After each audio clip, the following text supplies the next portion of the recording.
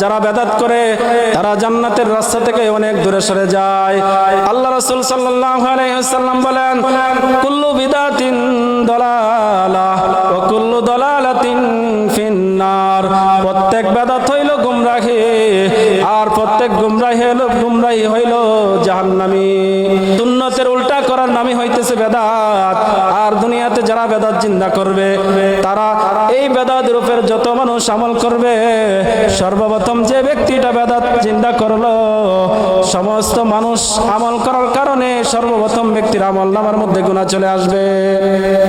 দুনিয়ার মধ্যে যে ব্যক্তিটা একটা মরা সুন্নতকে জিন্দা করবে, ওই ব্যক্তিটা জিন্দা করার কারণে দুনিয়ার মধ্যে যত মানুষ এই সুন্নতের উপর আমল করবে, সারা দুনিয়ার মানুষ আমল করার একটি নেকি ওই বান্দার আমল নামার মধ্যে চলে আসবে। সুন্নতের এত দাম। এর জন্য আসেন, আপনার আমার সময় জানা নাই কখন জানি চলে যেতে হয়।